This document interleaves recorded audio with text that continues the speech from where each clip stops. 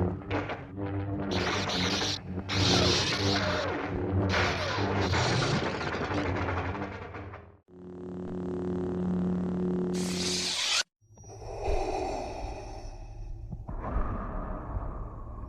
have fought well, John.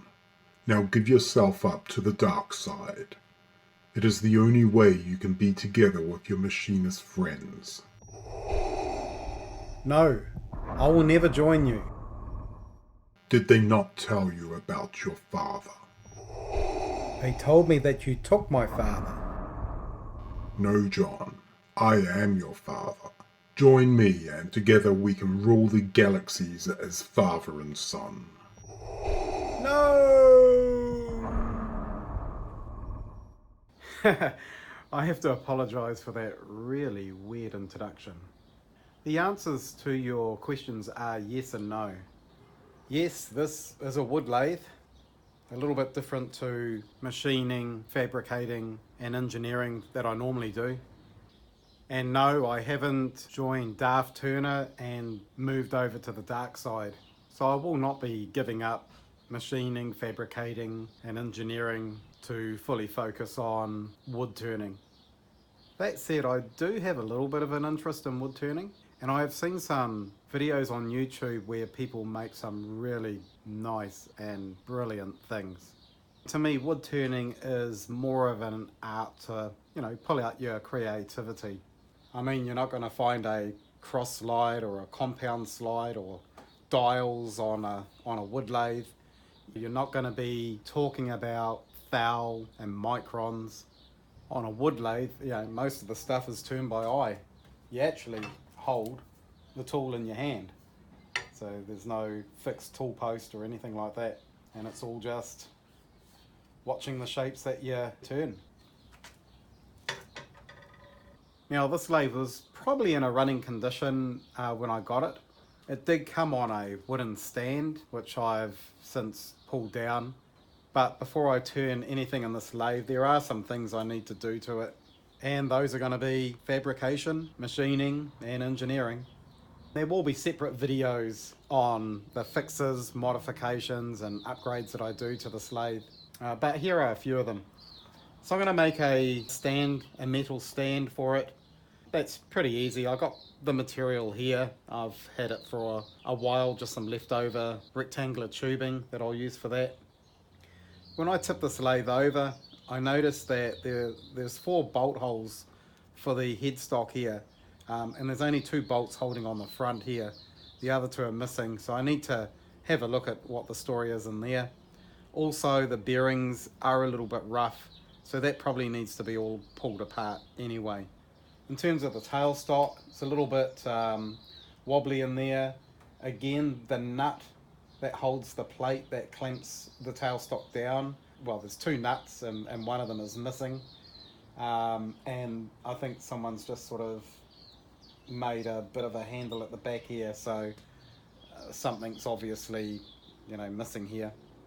So I'm going to pull all that tailstock apart as well. This is the motor that came with it, and I suspect it's not the original motor. The ones that I've seen on the internet are different to this. Although the pulley here, this is a 4-speed pulley, although the last pulley here is broken, you can see that the motor only has 3 pulleys here. So I presume that pulley is not the original as well. And if you have a look at it, this pulley is, 4 inches, 100 millimeters wide in the highest part here. And it's about the same on that lowest pulley here.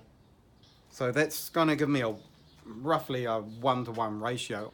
So if the motor's going to do 1425 RPM, then that's the slowest speed I'm going to get on this lathe, which is far too high.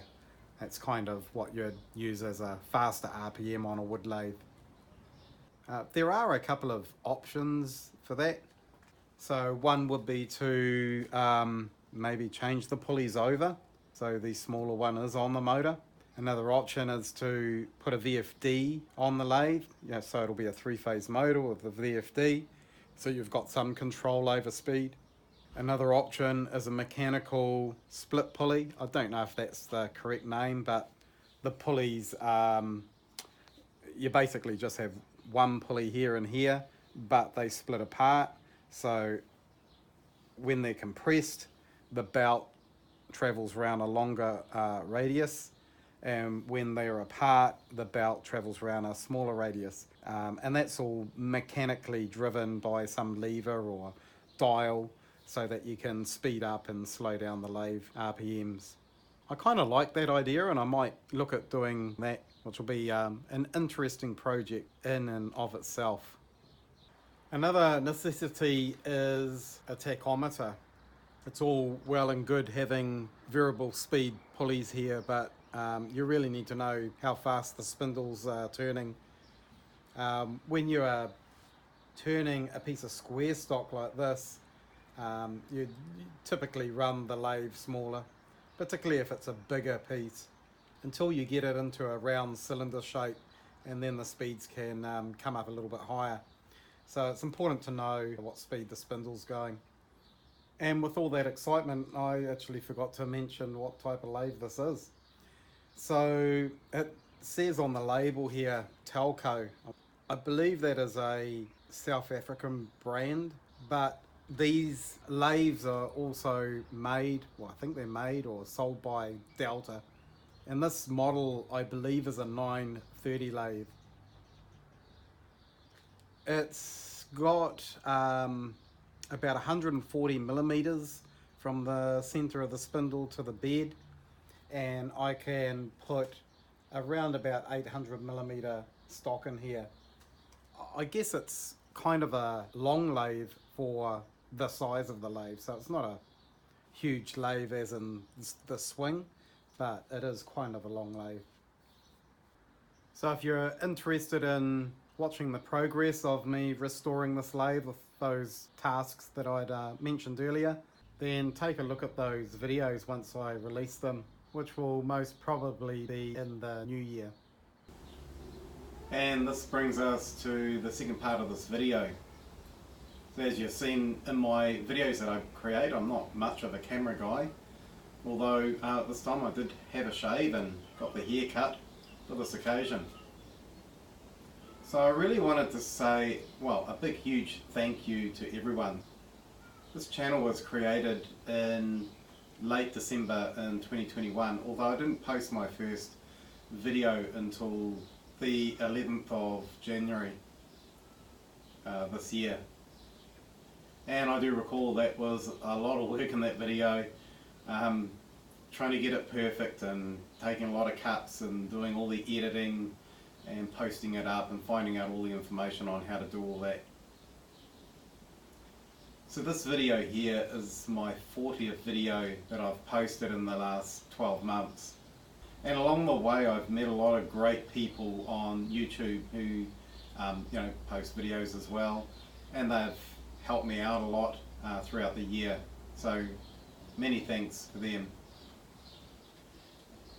I did not expect the channel would go so well. I've got almost 2,300 subscribers, so thank you very much to all those people who have subscribed. It does mean a lot to me. So once again, thank you very much to everybody. I wish everyone a Merry Christmas and have a safe and happy New Year, and we will see everyone in the new year with some new videos. This is John the Hobby Machinist signing out.